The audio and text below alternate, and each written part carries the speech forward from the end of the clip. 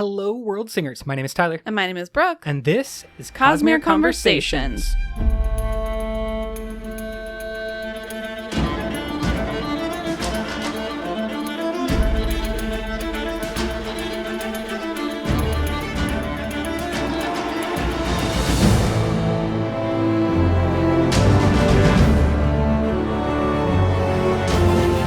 The Lost Metal has come, and we have read it, and now it is time to break things down to an absurd degree, to maybe the pure axie of their creation. As usual. As per usual, thank you all so much for being here.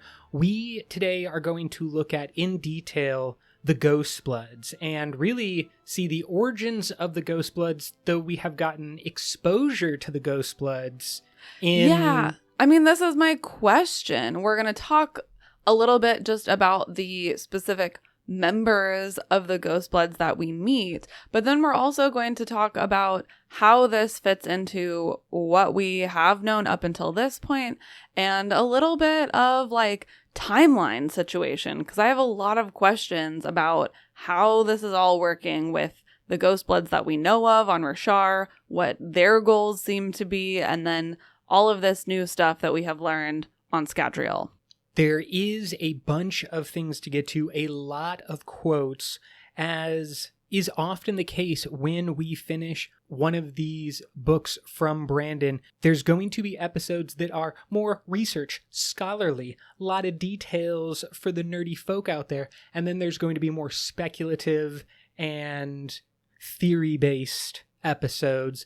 This is the former. This is going to be one that you can return to over time when you just need a little catch up on the Ghostbloods and what we learned about them from the Lost Metal. Do you want to start with looking at the members? Yeah, let's see who we've got. We talked about them a little bit in our last episode, but let's really kind of dive into who these people are, starting with the first one that we meet, Moonlight, aka Shy from the Emperor's Soul. Perhaps a revelation to the casual reader of the Lost Metal, but this is hard confirmed now. Multiple words of Brandon, including in a recent live stream, that Moonlight and Shy from the Emperor's Soul are the same person, one and the same. Yeah, and I love her first description of what she brings to the table. Quote, art criticism, fighting if needed, wisecracks when appropriate. End quote. A solid member to add to the crew. Yeah. And we know... the art criticism is really, I feel like, the first clue that she's shy. 100%. That's kind of these like little references until eventually when she is... all spoilers all the time. Everybody knows this. Yes. She stamps herself and becomes an Elantrian. It is at that moment that she says this, quote, I have always been She'ai, she said, gesturing, blessed of the She'od, end quote. That is towards the end of our interactions with Moonlight, because she kind of goes rogue after that. But we are left with this in-book soft confirmation that was then hard confirmed by Brandon. And I have a lot of questions about how did we get from the Emperor's Soul to... Totally. But I believe that we should kind of stay focused on how Moonlight is now as more Moonlight than the character we once met as Shy. Yeah, definitely. There does seem to be a lot of character growth and change in between those two things. But this person who we meet, who is going by the codename Moonlight, see, my sort of speculation as to how she would have gotten here, because at the end of Emperor's Soul, she has some line like she's gonna track down the jester, or like the fool who sort of got her into the predicament she found herself in, and we hard speculate that that person is Hoid. So she's going to chase down Hoid at the end of Emperor's Soul. Presumably she finds him, and maybe that is sort of what sets her on the path to world hopping. And we see in the Lost Metal, she and Hoid clearly know each other. We have this quote, Hoid, Wax's coachman. How had he gotten involved in this sting? Can't tell these days, Moonlight said, if I'm keeping watch on him or if he's keeping watch on me. Realistically, we're both just keeping watch on the same third parties. What? Hoyd? Marasi asked. He's been in Wax's employ for years. He's an odd fellow, but... In the next truck, Hoyd glanced at them, past Marasi, and nodded to Moonlight. End quote. That connection between Hoyd and the young Shai, the Emperor's Soul Shai, makes a lot of sense. That tracking Hoyd leads her off-world, and because of maybe some other things that we'll talk about the Ghostbloods later and other quotes that we got, we know that in the past, the perpendicularities were a main method of transit from planet to planet. Of course. And so it makes, to me, a lot of sense that Hoyd leaving Cell may have gone through a perpendicularity for maybe like ease of transportation, but then that opened him up to being watched and observed by Shai, giving her the clues to get off-world as well. Yeah, definitely.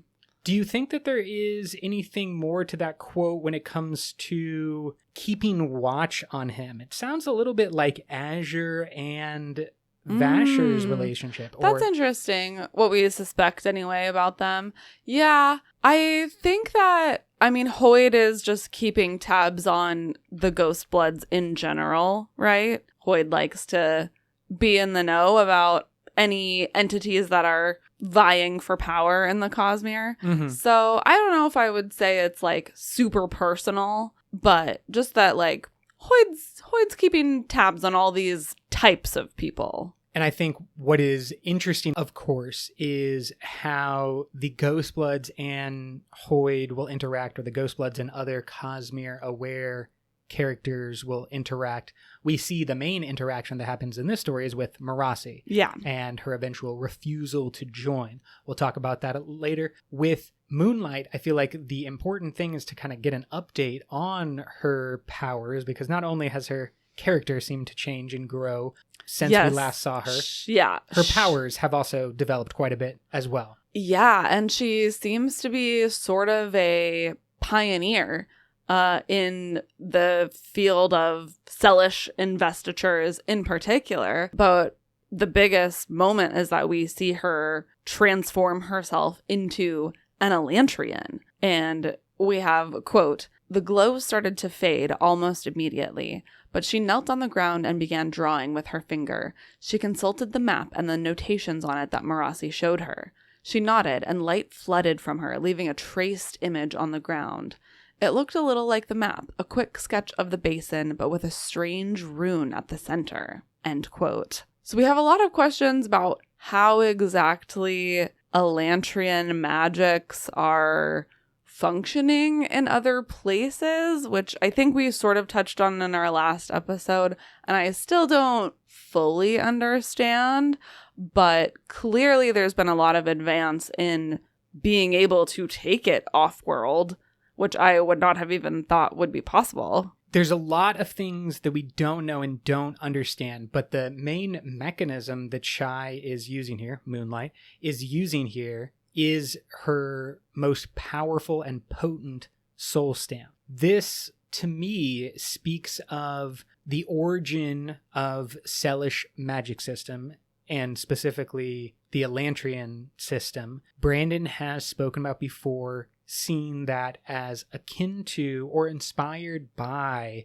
coding languages for computers, and that the magic has some similarities to coding languages. We see a missing line of code as of the plot point of Elantris that needs to be fixed, filled in to match the new geography. And my best guess is that Moonlight here is inputting the geography of Scadrial in place of that line of code that is needed. I mean, maybe not in place of, because I'm assuming that the strange rune at the center of her map is the Elantrian rune. So maybe she just has to like address herself, sort of. Yeah, and exactly. Be like, "Hey, the door, this is where I'm at. Send your power here," sort of. I mean, yeah, I don't want to get too far into this computer analogy, but there is a process in the internet, how all of you are receiving this communication right now, where there's a pinging back and forth of you kind of send a message, the receiver validates, and kind of you go back and forth a little bit. And I wonder if that's kind of what's going on, is that when in Elantris, when the city was not working and there was the Rayode, we basically had a negative series of coding conversations going on back and forth. The people were like, we are Elantrians and we would like to tap into the power. And the power was like, nah, this is messed up. And I think Shy Moonlight has discovered that way of communicating over longer distances. We don't quite know the mechanism, though, but it seems to impact not just the soul stamp, but each of her stamps, allowing her to use her magic off-world in a way that should be more difficult than it seems to be. Yeah, definitely. Shall we talk about Twinsoul, our next Ghostblood? Absolutely. Probably the most interesting or the newest member. Certainly, we have not met Twinsoul anywhere else in the Cosmere. And the first time we have Aether's canon in the Cosmere. Some of you will remember a little while ago we did a episode all about the short story Aether of Night, and said in there that it was not a canon story, but was being reworked into the Cosmere at large. This is the first example of that. Here it is. And I loved it. Twinsoul, to me, was the most interesting member of the Ghostbloods. I was intrigued by Moonlight, but Twinsoul, the powers that Twinsoul had, his age, obviously, like all of these kind of unique aspects, and the relationship, too, that we found out that there is a relationship between the Aether and the vessel, or that's not the term they used. And I think that was the biggest change, really, in between Aether of Night and then this. Like, we didn't really see that kind of, like, large-scale relationship between an Aether-bound individual and the sort of capital A Aether.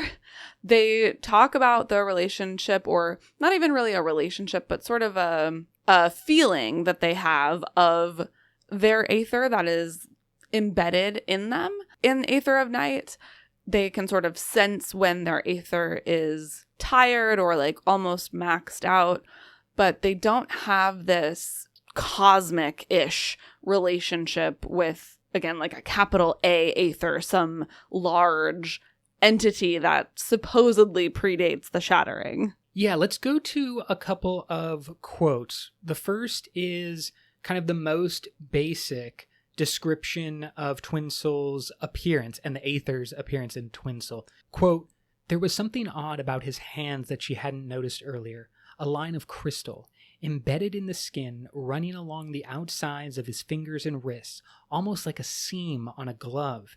It was pinkish red, like rose quartz. The man leaned down and she saw lines of similar crystal appear from beneath his collar, growing up the sides of his neck and temples, crossing his skin like little rivers of liquid." End quote. This to me speaks of a unique relationship that we don't necessarily see elsewhere. Obviously, relationships exist between Spren and their Radiance that is very personal and very meaningful, but this is almost a little bit like two physical entities interacting in a more direct way than in that relationship on Rashar, where it's a physical person and a cognitive person kind of merging together or bonding together. Well, but then they can make shard plate. That's kind of the that's example. The similarity, I guess. Yes, that's the similarity. And this is kind of done seemingly in a slightly different way, but I do see similar tendencies when it comes to like cultivations magic. Something about the like lines of a river, and I'm getting like visions of the Night Watcher, who is just kind of like a living organism, a little bit more, made manifest by cultivation's magic. The Aethers seem to be something like that, something like more organic, sort of. Exactly. And so their bond, to me, speaks more of what we see on First of the Sun with the different birds bonding with their owners. Those, to me, kind of like I'm trying to picture another relationship in the Cosmere that's similar. I mean, it does. Yeah, it does seem to be a very personal relationship because it's sort of like, it is similar, I think, to the Spren bond in the way that Spren are, splinters of investiture that have broken off and gained sentience. So in some sense, they are little bits of a shard. And an aether bound person has literally a tiny bud, a tiny little bit of a being that is maybe like a shard, but it's embedded into their body. And so it is a very close and like physical, tangible bond. Now, of course, what you can do with that bond is always the interesting question. And Twinsoul is immensely powerful. Yeah. Though at first looked at as more kind of a knowledge source or a leader from the clubhouse, and like we're going to send people out. Twinsoul's not going to go with us. Nay. That man walks alongside. They say that he is a scholar. I think there's mention that he sort of spends his days in scholarship. He is originally called upon to help with some like math or engineering problems that they're trying to solve, but he certainly holds his own in the physical aspect of their job. One of the most interesting abilities that Aetherbound, or at least Twinsoul, seem to possess is to manifest and grow this quartz crystal, rosite, into any shape that they can imagine, seemingly any shape that they can imagine. He makes a ladder. He makes spectacles. He makes an entire map of Bilmy. Yeah. He is able to have very fine and precise control, and with enough investiture is also to make massive objects, a huge wall, a golem type of armor suit. And this brings into question to me, like, where is the distinction between Twinsoul, the person, and the Aether? Whose will is going on here?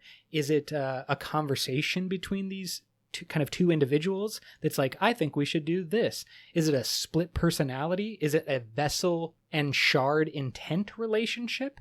Like, is there maybe a question that we should have about, like, who's controlling this situation? I don't know. That is another aspect and like way that it is different from the non-canon short story, because when you don't have that larger entity there to potentially interfere, it was much more similar to the magic systems that we've seen up until this point, where the aetherbound person, is using their will to create all of these things. I don't necessarily think that the capital A Aether is in charge in that kind of way.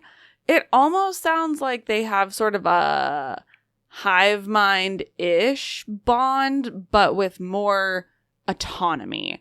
This is what Twinsoul says, quote, "This bud connects me to Selagina," he continued, "and through him to all of his other aetherbound. He is the core and we his web. He is eternal and we his mortal agents in the Cosmere," end quote.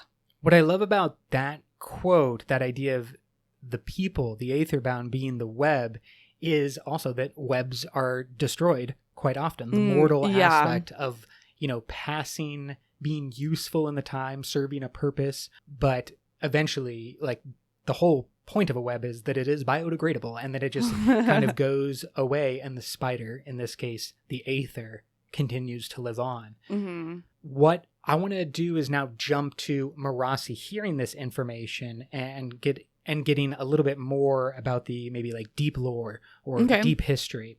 Quote, "Sil-a-jana," Marasi said, trying to form the unfamiliar sounds. "That is your god?" "Both less and more than a god," he explained. "Selagina is one of the primal aethers. They predate Adonalsium, and exist outside of his power." "They predate the Shattering," Moonlight said. "That doesn't mean they predate Adonalsium." "To my people, this is a sacred tenant," he said to Marasi, ignoring Moonlight. End quote. So there's lore, there's a kind of a religious aspect, but then there's competing philosophical concepts about like, what is this power source? Where did it come from? Predate the shattering is what Moonlight claims. Right. Of course, if you predate the shattering, then you're at least as old as Ad Nauseam in existence. Like Ad Nauseam was around while the Aethers were around. Well, right. Like they existed concurrently at some point. And the question is, how far back does that go? You know, who's the oldest of the superpowered things? Yeah. My question for you is, do we think that Aether-bound are going to become more influential in the story, or will they only be side characters in the way that Twinsoul was a side character in The Lost Metal? That's a good question. I have not heard Brandon talk about any plans to write a standalone novel specifically about Aether-bound people. So I would say they're probably going to continue to show up like Twinsoul as the Cosmere continues to expand and integrate. They will sort of start popping up all over the place. It sounds like, well, we know that Twinsoul's homeland is uninhabitable, apparently, by humans, presumably, but maybe everything as well. And so there has been sort of a diaspora of Aether-bound all over the Cosmere. So I think as we continue forward, these people are going to start making themselves known and taking part in the direct action of the stories. I certainly think that any entities like Twinsoul that offer up a new bit of lore, new bit of information simply by their existence, and when their beliefs are in such direct contrast to the regular stories that we have. Yeah, it's really interesting. It just fills me with fascination, fills me with questions, and I want far more of Twinsoul. We see at the end when Marasi is asked to join the Ghostbloods that Twinsoul is offering to be her direct mentor and to go together and find Moonlight, now Elantrian shy. But I think that this concept of Twinsoul as like the elder statesman of the Ghostbloods, he might represent a really pure aspect of like what it means to be the Ghostbloods, or bring some legitimacy. I could see, like, to me, he seems the most maybe in it for the right reasons. He has a kind of servant's mindset almost to helping people. Because he's a little bit motivated by the destruction of his own planet and like, well, I can't go home, but like I'll protect this planet. It's somebody else's home, and like, you know, I don't want anyone else to go through what I went through where their planet is destroyed and they have to flee. Now, will you read off his full title and his full weight? Because I do think that Brandon's introduction of these types of lines are what provides the depth. Our questions are generated by these types of sentences where it's just like, oh man, this guy has a lot going on, a lot of history. Totally. And I want to know it all. Quote, by the grace of Stalagina, Suna, and Vishwadar, and the 12 primal aethers, I am Sanvith Prasanva Mahik Via Silla, grand aetherbound of the 12 kingdoms, Raj of the Coriander court, and these people are under my protection. End quote. And then he immediately proceeds to turn into a giant rock monster. Yeah.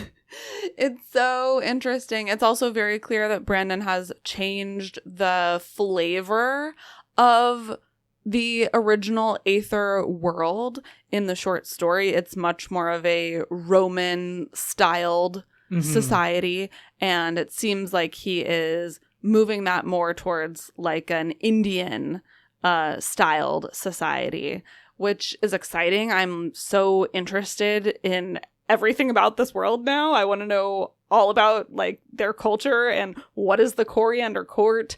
Was Twinsoul a royal of some kind? That's what Raj would mean. Like, that's very interesting. I would love to have an actual Aetherbound story, but I don't think we're going to get one. There's always potential for a short story turning into an entire series by accident.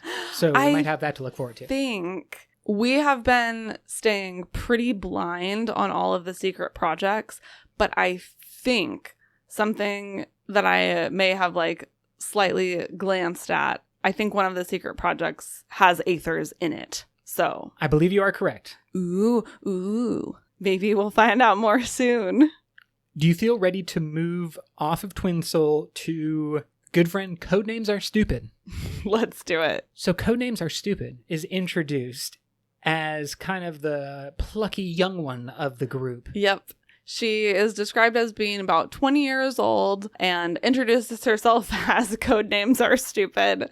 Twinsoul is actually the one who drops her actual name, Case, who is Serene's young cousin in Elantris, which is exciting to see. I remember really liking her character in Elantris. Here she is, all grown up. In Elantris, she is known to be quite smart for her age. She and her brother are both highly intelligent, and we see now she is like all grown up. She's still very smart. She is particularly adept at languages, and she comments that she is learning languages of the Cosmere like purely or naturally, whereas Moonlight is using connection to speak in other people's languages, but she's not actually learning the language. So I thought that was really interesting, and that quality also enables Case to be sort of the manager in the Ghostbloods of their cross-Cosmere communications and their records. Yeah, I see her as, in the modern world, she should be carrying around the radio and doing the long-distance comms, telling the group where to go and whatnot. I feel like the introduction or the inclusion of Codenames is maybe one of those things that will prove more valuable in the future. Like, I think we're going to see Codenames again. Yeah, I agree. I think this was primary... just her introduction. Exactly. Mm-hmm. I could definitely imagine a Codenames appearing elsewhere in the Cosmere. We always should be reminding people on these Lost Metal conversations that Lost Metal, at minimum, and probably Olivera too, take place after Stormlight Archive 5.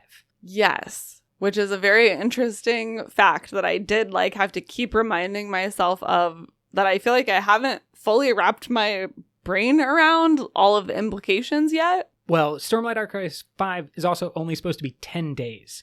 There may be time jumps before or after. Well, not before, but there may be time jumps after. However, I think that seeing, for example, Codenames on Rashar wouldn't make a lot of sense in Book 5, because then how do they get back to Scadrial that quickly? Yeah. Whereas we're certainly introduced to other members of the Ghostbloods that are Ayatil and her brother. Delaval, I believe, pronunciation not my strong suit. But I think that I'm excited for where Codenames can go from here. My question, as I always have about new characters and new powers being introduced, is do you think that she is actually adept at languages, or is there something on Cell happening with connection in a weird way? Like, are Cellish people more open to connection naturally, we'll say? No, I think this really is her own intelligence and just desire to learn. We see in Elantris that she is quite a scholarly little girl. Yeah, she's interested, she's curious, she likes learning, and so it makes sense that carries through to her as an adult. Well, we have this about Codenames' friend, and I think it's important to bring into the conversation. Quote, Codenames' friend turned out to be a glowing sphere of light the size of a child's head, though perfectly symmetrical and marked at the center with an arcane symbol. End quote. This we know to be Seon from Elantris/Cell. We have also seen one of these be used in Rhythm of War. Yes. And I think in maybe not in Rhythm of War, but maybe in our conversations regarding that breakdown, didn't we discover that the language, there's a translation happening within the Seon across the worlds so that there could be communication? Oh, I don't know about that, because the Seons, when they are allowing you to communicate, they are just replicating your face and voice, and we only see Shalon and Mraize using them. Presumably they're speaking their native languages. Okay, for some reason I thought it was both a walkie-talkie and a translator device. I don't recall that. Because Seons are of the cognitive realm, similar to Spren in a lot of ways, I wonder about the ability to remove Seons from Cell also being the secret to removing Spren from Rashar. Well, yeah, and we see the one on Rashar in the box, which sort of makes sense. However, this one is not in a box. So, yeah, then there's the question of, like, how did they get that one off of Cell?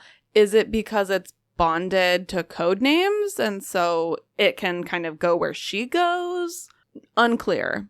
Of course, we also saw in Mistborn Secret History that the Cellish people for a long time have had a relationship with Scadrial. So like, maybe they are closer in the cognitive realm than other planets, and that's really the only thing. It's just a matter of like connection already existing maybe there where it doesn't in Rashar, so you need that box to prevent or confuse. I think a question of timeline definitely is interesting, because I think we are seeing the display of power, display of abilities happening seemingly simultaneously, but it's like the technology hasn't gotten to the outskirts, or you have... Yeah, it's weird, because in so many ways it feels like in The Lost Metal we're seeing sort of the start of the Ghostbloods, but it's not, because they have already expanded to Rashar, and like there's already the whole Rasharan branch of the Ghostbloods with Mraize and Ayatil et al. And so I'm having a hard time putting these separate groups together in my head and tracking or finding a cohesive guiding sort of organization and principle for them. Well, when in need of a guiding principle or inspiration, I think we should go to the one who started it all and really explore Kelsier, or Thaidakar, as he should be known as the leader of the Ghostbloods. To me, Kelsier's introduction in Mistborn Secret History was always the questionable part of like, where's Brandon going to go with this? How is this going to develop? When will Kelsier return, and in what form? And I thought that the introduction of Thaidakar in The Lost Metal was pretty well done. We get a lot of explanation and a lot of understanding, all concluded with a conversation with God / Zaze. And I always find those fascinating. Of course. So I think that Thaidakar did what he was supposed to do in this story, bringing the Cosmere, bringing the Ghostbloods into a more direct view. But I still have so many questions regarding why and how and what will Thaidakar be to the Cosmere going forward. Yeah, definitely. And, well, just so many questions. The most important defining characteristic, and to me what separates Kelsier from Thaidakar, I'll use the names interchangeably, but I honestly believe that the thing we see now is Thaidakar, and Kelsier is not around anymore. And I've talked about this previously. I don't want to necessarily go into my whole philosophy regarding what has happened, but I like what someone said in regards to the name of Kelsier's group, the Ghostbloods, is also a description of Kelsier. He is a ghost mixed with the blood of the hemalurgic spike that we assume brought him back into the physical realm, and he now has one spiked eye. Yeah, I think now I'm even more convinced as well of the theory that we talked about in our last Ghostbloods episode, which is that it is a sort of description of, or like change of, Mistborn. Ghost blood, sort of describing the fact that Kelsier is a cognitive shadow, and then he is now in this weird physical body somehow and trying to get his powers back. It's all just very fascinating. Because, of course, Kelsier was our original Mistborn, teaching and mentoring Vin. I think that is a end positive version of creation, and like the ultimate power that can exist on Scadrial is a Mistborn as the in positive version. But there should also conceivably be an in neutral version and an in negative version. We see in negative a lot with Marsh and like the super spiked Inquisitors, but Kelsier is kind of going down that route as well, transitioning from the Mistborn to the Ghostblood. And with regard to how this has changed him and like what is different about him, we have this quote, Kelsier didn't see quite as he once had. One eye saw as a mortal, the other as an immortal. His spiked eye not only pinned his soul to his bones, but gave him a constant overlay of blue, letting him see the world as a being like Zazed did, outlining not only sources of metal, but all things. The very axes that made up matter had their own polarity, influenceable with steel pushing under the right circumstances. End quote. I feel like that changes everything we know about metallurgy. Tell me more. Why do you feel that way? Well, it sounds like it's not actually about metal. It's about magnetic orientation. If it's pushing on polarities. Interesting. Okay, I understand where you're coming from. I think that it is a separation of degrees. We saw this actually play out with Wax in Book 2, Shadows of Self, I believe. He described seeing his blue lines connecting to steel and then subdividing into like the individual pieces of a bullet, the pin and the casing, and having the ability to subdivide in that way. But of course, you can keep subdividing all the way down to the level of individual atoms, which in the Cosmere are called axes. But is there metal in every single thing in the world? I believe that the thing that is happening on Scadrial is that all metals are also magically blessed, just as souls are magically blessed by their creators, Ati and Laris, the gods and original shard holders. So to me, the metal of Scadrial is akin to a soul on Scadrial. But like a tree has metal in it? I think that a tree does not necessarily have metal in it. I guess maybe some trace amounts, blah, blah, blah. But you would functionally be seeing past the illusion that it's metal that they are connecting to. Metal is like a ping. It's like a big beacon that's saying like, you can connect to me. It's open for connection and like ready for these people who are blessed. Well, that's what I'm saying. I feel like this, it just changes everything. It makes it seem like there is something going on with metallurgy that has not previously been talked about. And maybe, I don't know, like maybe he's just saying that only he can steel push, or he would have the possibility to steel push these axes. And he does say, quote, under the right circumstances. So maybe it's like just a Kelsier thing, and I'm assuming it also has to do with the specific metal that is making up the spike for his eye that is allowing this type of immortal sight rather than like regular steel sight. I think he also might have as a sliver of infinity, someone who held the power of a shard and gave it up. I think that probably has some trace elements even to Thaidakar, because he did that as a cognitive shadow. And therefore, I think he is perhaps like aware in a way that only a sliver could be of what is possible. And so therefore he is above all other known things on Scadrial. I do not think that this is possible. This type of vision is possible even for someone like Wax. And we've already talked about how Wax might be the most experienced person on the planet because of his lifestyle.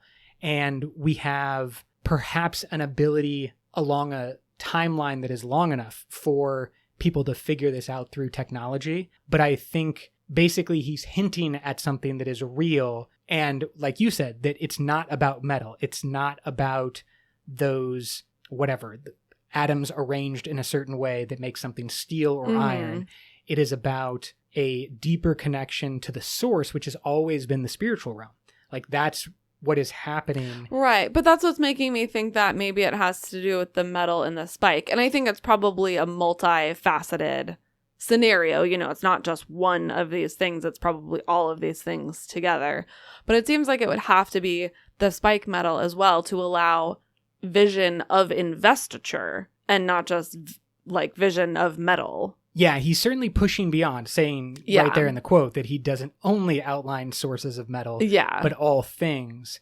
And my belief is that it's more his memory as a sliver about all things being connected that is kind of like coming through and allowing him to view the world that way. That might allow him to process what he's seeing in an understandable way. With like more alacrity than maybe a regular person. So like I said, I think these things are all working together to do what Kelsier is doing. We have lots of quotes from Kelsier as well as the other Ghostbloods about the overall goals and the philosophy kind of underlying the Ghostbloods.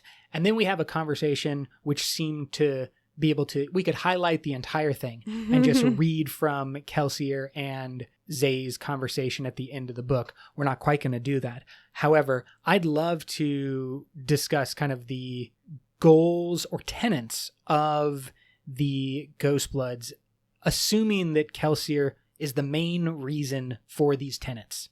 Yeah, definitely.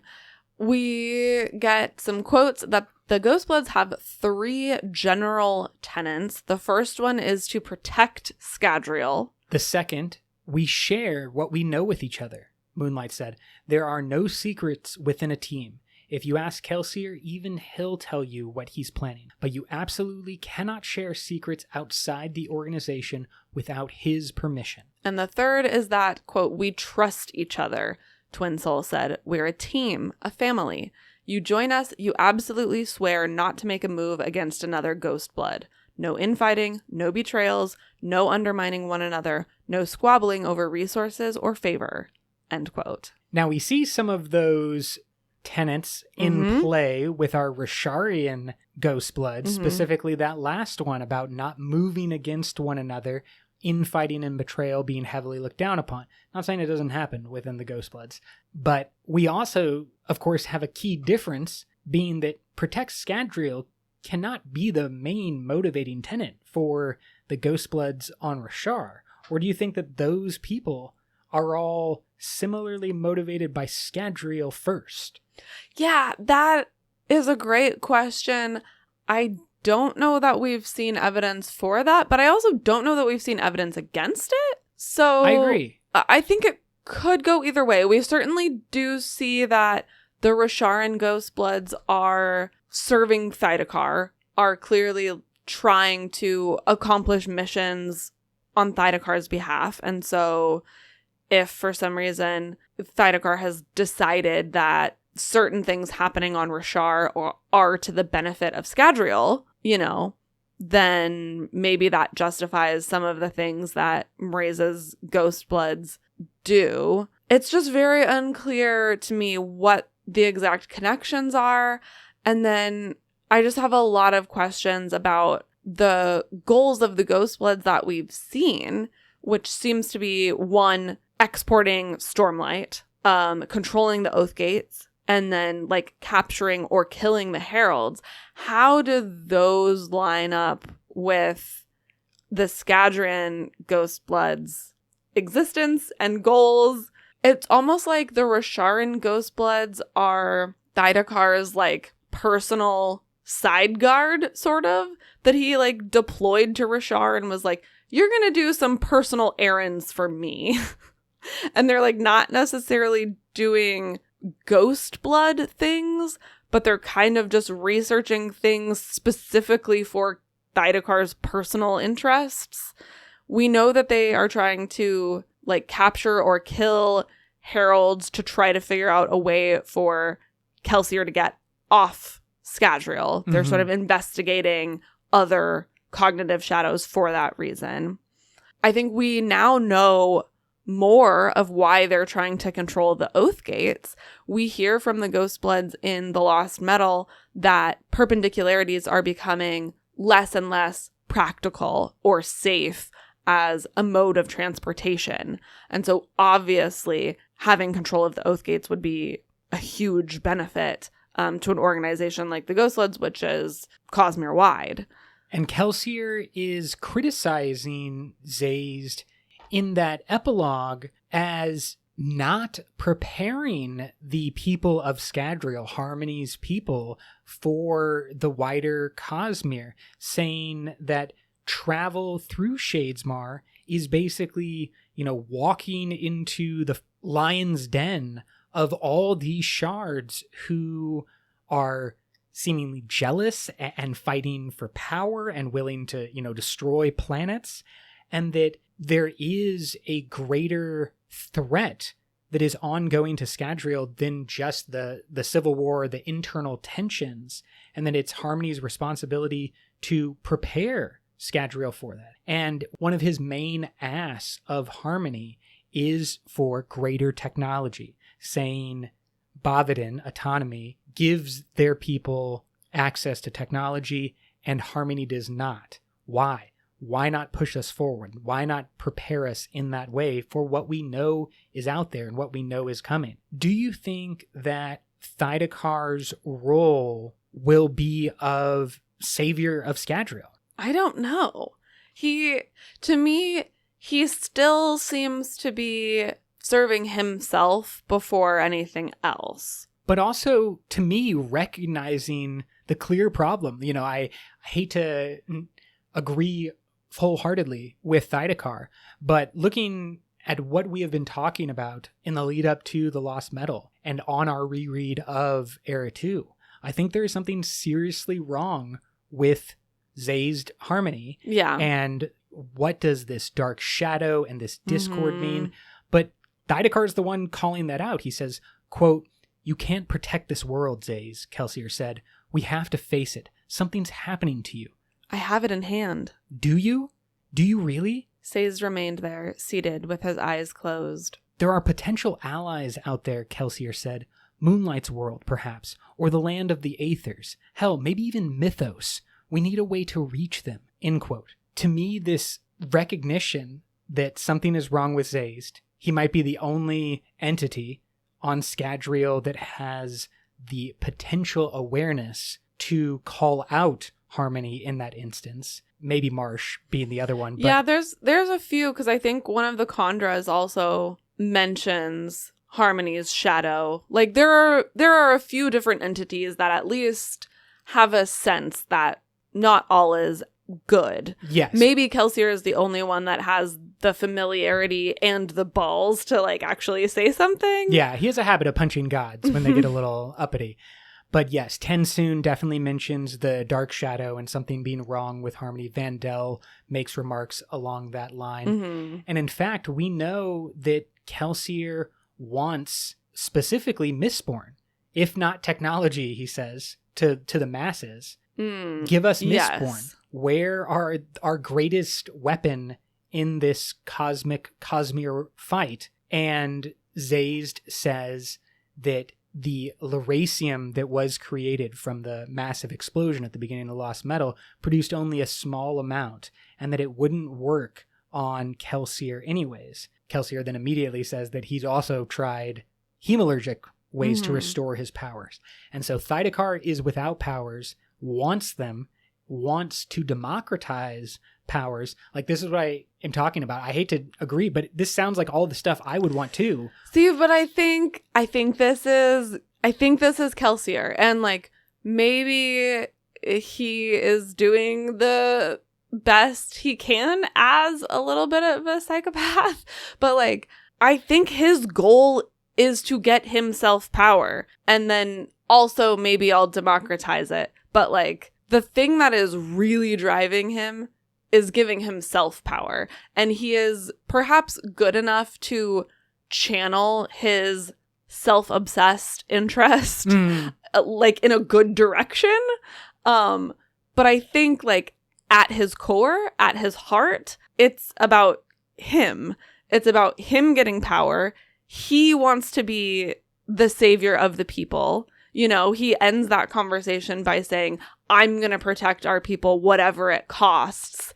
And, you know, he is constantly centering himself in the story. And I'm not saying he's not necessarily doing good things, but I don't know that they are completely altruistically motivated. I think that's fair. Saying Kelsier is ever completely altruistically motivated is probably wrong. And this actually does loop back into my criticism of the name Kelsier and my belief that we are dealing with more of a Thaidakar, is that not only does he want to be the savior, but in a strange way, he has created a system that like reinforces his need to be the savior. Yeah. His religion, survivorism, is, if we compare it to Rashar, when people have thoughts on Rashar about honor, or people have a glory spren, you know, these moments of fear and the spren that then manifest, there is some type of relationship happening where a person feels an emotion and a spren responds to that, manifests in the physical world a little bit.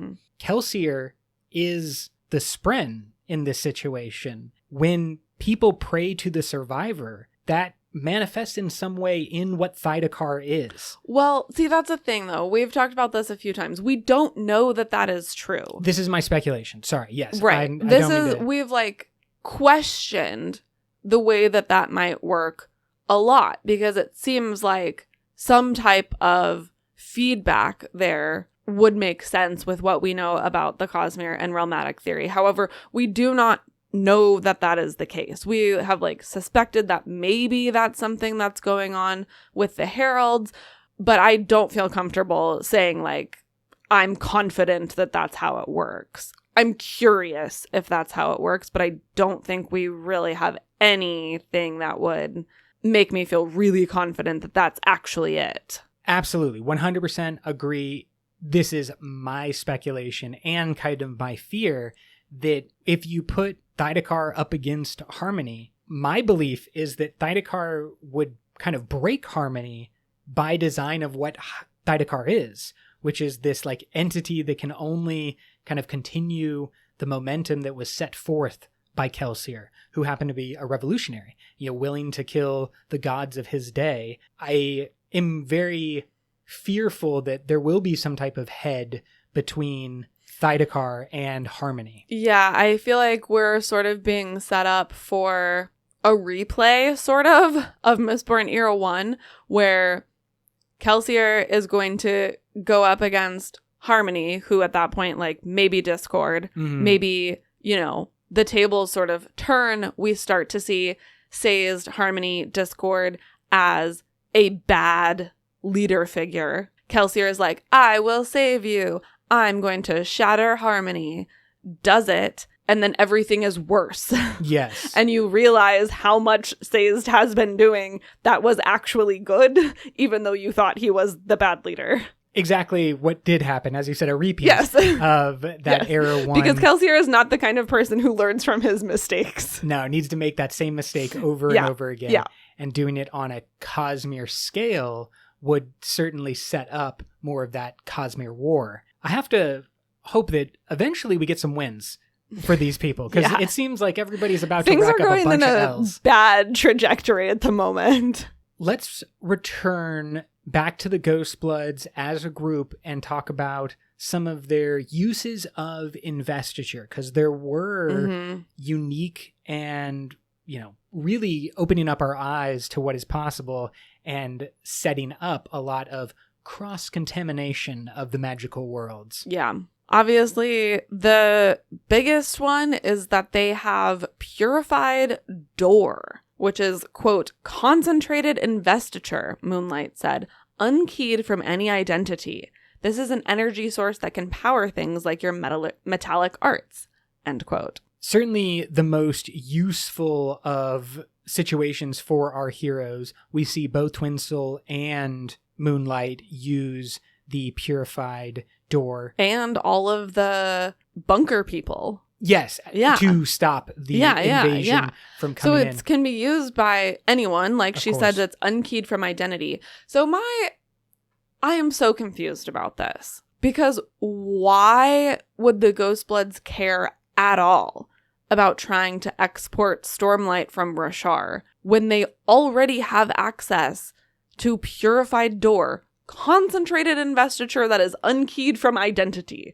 Like, they seem to have access to as much investiture as they could want. So what is the obsession with getting Stormlight off of Rashar in this, like, economic, trying to own the Cosmere economy thing? Can I make a comparison to our real world that may or may not be accurate? I don't know. Am I going to be bored? No. It's going to be fantastic. Okay.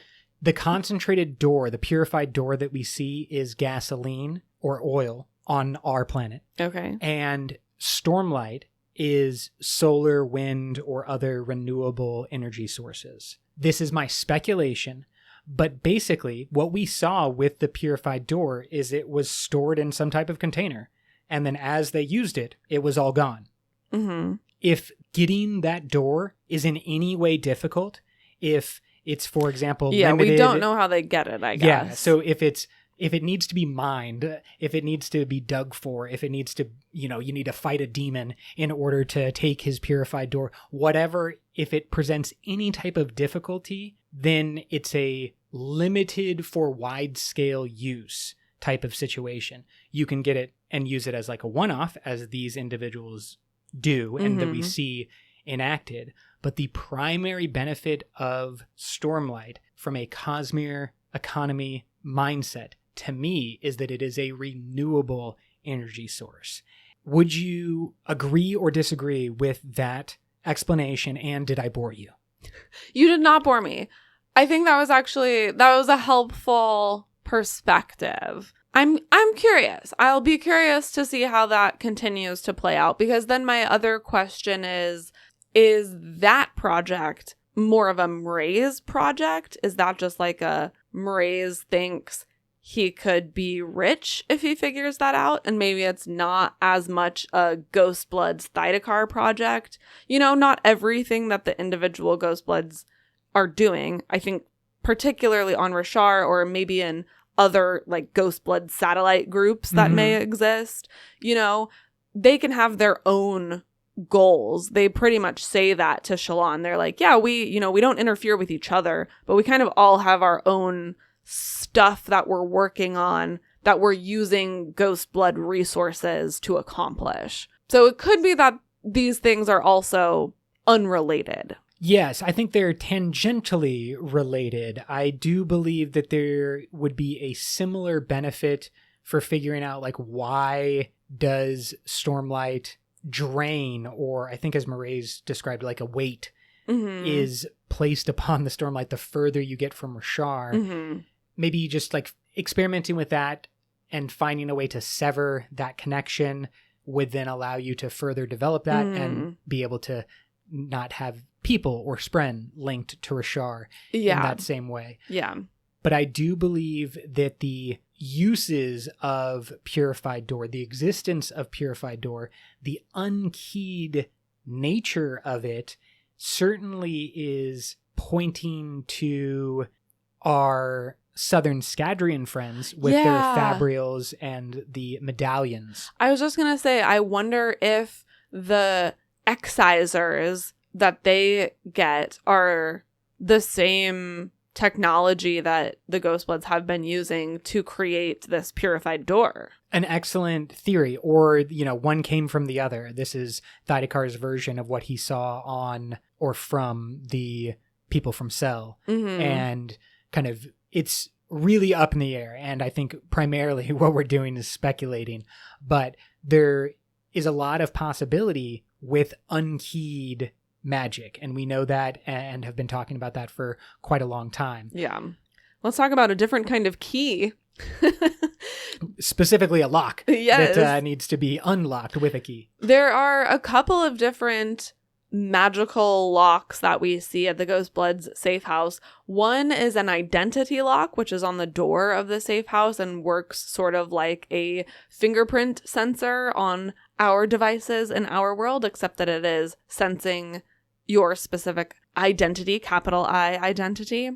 And then there's an awakened lock, which is protecting the purified door, that uses a command and has the ability to read your intent to tell if you have been given the passcode or if you stole the passcode. Very interesting. Now, to me, this is a huge flashing signal that the Ghostbloods definitely need to have someone who is either part of the Ghostbloods or was helping the Ghostbloods who has a bunch of breath.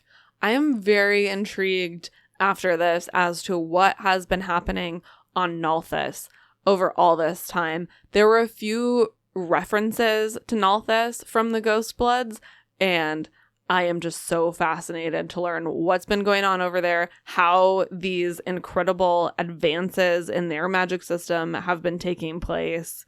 I think that we should at least speculate a little bit, just a minor bit of speculation, that Azure/Vivenna was part of, or maybe still is, part of the Ghostbloods. Because who else is moving all around the Cosmere? I don't think she is part of the Ghostbloods. I think that perhaps Vivenna and Vasher, as scholars on Nalthis, interfaced with the Ghostbloods in sort of a friendly, scholar to scholar maybe way. Caught a ride on the same caravan around the, you're posting up with Moonlight, you meet Vivenna, hey, this is my friend Vasher, and you guys are just on your little trip going through the cognitive realm. Perhaps. But I don't think that she would have joined the Ghostbloods. Well, I can certainly continue to provide ridiculous speculation, but I found it very interesting that awakened locks were so used by the Ghostbloods, and yet we had no one who was a breath holder or an apparent breath holder. There is a moment when Moonlight makes a color-based metaphor/idiom that, as I was reading through the first time, I was like, is she a Nalthinian? But I think that maybe just indicates that she spent time on Nalthis, enough time to pick up their colloquialisms. Well, of the magic systems, I certainly have always felt a big similarity between the soul stamping of Shai's magic and the breath-based commands of the Nalthinian magic system. Because of that connection between the intent or the command and the deep understanding that is needed for soul stamps to operate, it just seemed to operate, closer. That there was a kind of pushing of magic in breath in one case, and then through the magic ink of soul stamping in the other case. And then that would often go into an object, inanimate, many times, the little moppets or pieces of clothing and fabric. But of course, having the potential for far greater things, awakening metal or stamping a deceased person to be alive with all the characteristics of their living self. I think that that's kind of where I saw the connection, and would not be surprised at all if Moonlight had spent time on Nalthis. I mean, I think both of those magic systems have been shown to have implications for all other magic in the Cosmere. We've sort of learned about certain principles of investiture through those magic systems that we're now starting to see apply broadly to all magic systems in the Cosmere. Of course, intent and commands from the Nalthian system. And then also, I think the idea of the conception, the idea, the story of something, which is sort of related to intent, but the ability to hold that story in your mind has an effect on magic. And we see all of that specifically in Rhythm of War with all of Navani's experiments. And in Emperor's Soul, seeing that Shai needs to have an understanding of the history of something, and the closer the history of the object is to the thing that she is trying to change, the easier the transformation. All of this then leads to Shai's soul stamps, which were powerfully used in the Lost Metal. But I just wanted to break down the 3 different soul stamps that she utilized throughout the book. Mm-hmm. Quote, I have 3 soul stamps on me at the moment, 2 universal stamps, 1 essence mark. It takes time and preparation to create more, time we don't have, so we'll have to rely on these ones. I can use each stamp multiple times, but no use will last long since they weren't... Right, you have no idea what I'm talking about. Moonlight, Twinsoul explained, has stamps that rewrite the nature of the objects she encounters. One makes a doorway appear where none previously existed. The second repairs a broken or worn object to make it look new. Is that correct? Moonlight nodded. It's something I'm practicing still. Stamps that will work on any object, I mean. Requires invested ink on this planet. But we've got the process mostly working. End quote. So these 3 stamps, 2 universal, 1 essence mark. Prior in Emperor's Soul, we saw her kind of individually creating They had stamps to be specific to the object. to the object, to the desired change. So these universal stamps are very interesting. And points again to the development of fabrials generally across the Cosmere, where you are increasing the ease of operation. Mm-hmm. Clearly Shai might be the greatest soul stamper or the greatest creator of soul stamps, but the point would be that anybody could pick up that universal stamp and have all the same power as Shai. And then we get to the essence mark, which, as we've discussed, turns her into an Elantrian, and that's the aspect that she needed to modify, maybe change the lines of code. I'm curious what the invested ink is. Like, is it just ink that they put, like, the purified door into? Or, you know, it makes sense that they have to do a little bit of extra shenanigans when they're on a different planet. I'm just very curious what this invested ink is. Yeah, I was kind of wondering, is it ink that has metal flakes in it? You know, where's the invested coming? Is it your investiture? Or is it an off-world investiture? Yeah. And what's that process like? Does the ink actually need to be sourced from Cell? Right. Is that something that needs to be brought, and the limiting factor is more like, yo, we're low on ink, rather than her creations? Are there any other questions that you have regarding the Ghostbloods, any of their magic systems that they used, or what we see from Thaidakar in the Lost Metal? One thing that struck me that I thought was just a fun detail, we find out that the Ghostbloods symbol, the interlocking 3 diamonds, is an interpretation of the Marewill flower on Scadrial. I thought it was just really cool to see the origins of this symbol that we've seen for so long. It certainly is a connection that I wasn't necessarily expecting, but am now very glad that it exists. I believe when we were discussing the Lost Metal and Marsh specifically, these characters who can come from Era 1, and the real benefit that Brandon is doing is only needing, for example, a simple image to connect to that deep history of emotion that we have as readers and the characters have obviously personally. But I love that the concept of hope and Kelsier's love and the Marewill flower from Era 1 is carried over into Era 2. I'm questioning if, Mare would be interested in all this Ghostblood stuff, Doesn't she really just want Kelsier to, be happy, come to the beyond? Probably. She was like, I would like to have my husband with me, but he's off being an egomaniac. We hope mainly egomaniac, not just maniac, and those lines don't get too crisscrossed. They're pretty much the same thing. When it comes to the secret organization that is the Ghostbloods, I believe that the oft-used Brandon line of "there's always another secret" will continue to apply. Yeah. We learned a bunch. We got a bunch of new information, a bunch of new characters, saw magic be used in ways never seen before. And yet, mainly, I just have more questions about the Ghostbloods. Yeah. Which is an incredible bit of writing that Brandon's done. He's just, given me a bunch of answers and proposed several new ones.